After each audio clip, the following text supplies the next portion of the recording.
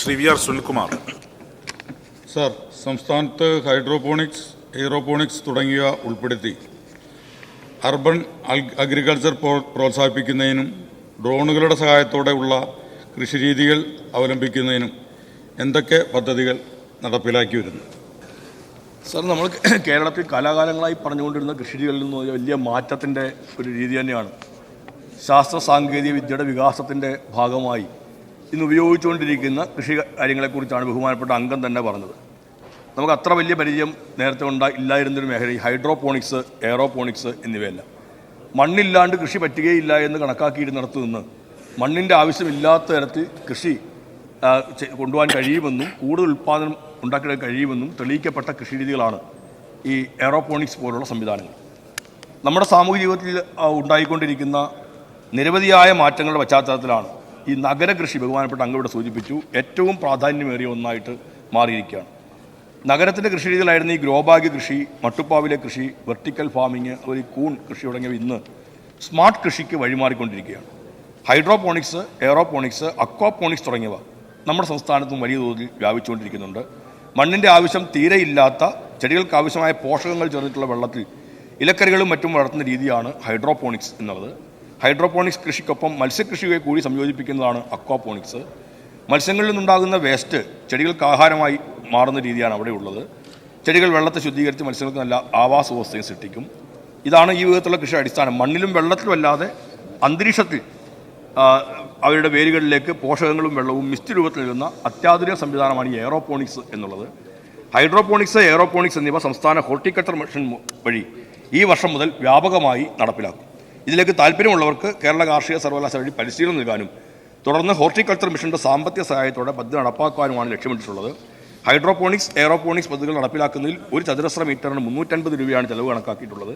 ഇത് 50% തുക horticulture mission ഗുണഭോക്താക്കൾക്ക് സബ്സിഡിയായി നൽകും.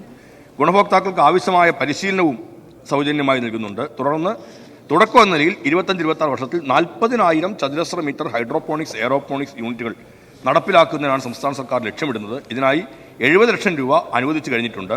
കൂടാതെ സംസ്ഥാന പദ്ധതിയിൽ ഉൾപ്പെടുത്തി ഹൈഡ്രോപോണിക്സ് യൂണിറ്റുകളുടെ ധനസഹായമായി 35 ലക്ഷം രൂപയും വകയിരുത്തിയിട്ടുണ്ട്.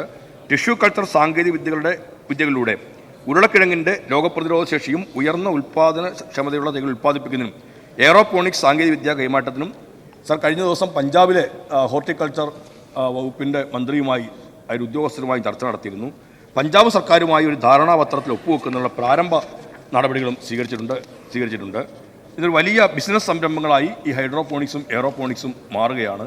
ഇപ്പം കൊല്ലം ജില്ലയിൽ തന്നെ വെട്ടിക്കവലയിൽ അമൽ എന്നു പേരുള്ളൊരു യുവാവ് 1/2 ഏക്കറിൽ 2000 ചതുരശ്ര മീറ്ററിൽ സ്ഥാപിച്ചിട്ടുള്ള ഹൈഡ്രോപോണിക്സ് യൂണിറ്റിൽ നിന്നും അയാൾക്ക് കിട്ടുന്ന ശരാശരി മാസ വരുമാനം 5 ലക്ഷം രൂപയാണെന്നാണ് അറിയിച്ചുള്ളത്. അപ്പം ഇങ്ങനെ വലിയ തോതിൽ തന്നെ വ്യാവസായിക അടിസ്ഥാനത്തിൽ തന്നെ വലിയ ബിസിനസ് സംരംഭങ്ങൾ ഉണ്ടാകുന്ന തരത്തിൽ കേരളം എത്തുന്നുണ്ട്.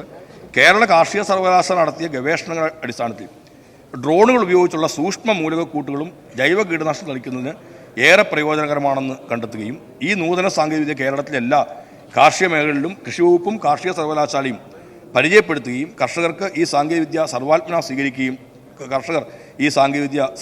സ്വീകരിക്കുകയും ചെയ്തു. ഇപ്പോൾ കേരളത്തിലെ FPOകൾ, യുവാക്കൾ, കുടുംബശ്രീ, കൃഷിക്കൂട്ടങ്ങൾ തുടങ്ങിയവ ഡ്രോണുകൾ ഒരു പുത്തൻ സംരംഭമെന്ന് കണ്ട് ഡ്രോൺ പൈലറ്റ് ലൈസൻസ് നേടുകയും കർഷകർക്കായി ഡ്രോൺ സേവനങ്ങൾ നൽകുകയും ചെയ്തു വരുന്നുണ്ട്. നെൽവിത്ത് വിതയ്ക്കുന്നതിനും ഡ്രോണുകൾ ഫലപ്രദമാണെന്ന് കണ്ടെത്തി.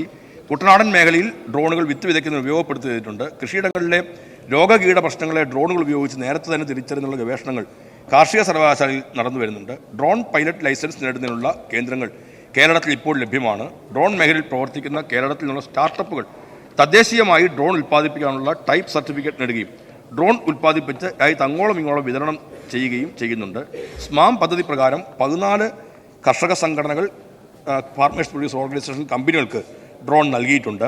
നെൽകൃഷി വികസനത്തിൻ്റെ ഭാഗമായി ഡ്രോൺ മുഖേനയുള്ള സൂക്ഷ്മ മൂലക പ്രയോഗത്തിന് പിന്തുണ നൽകി വരുന്നുണ്ട്. നടപ്പ് സാമ്പത്തിക വർഷം 421.67 ലക്ഷം രൂപ ഇതിനായി നീക്കിവച്ചിട്ടുമുണ്ട്.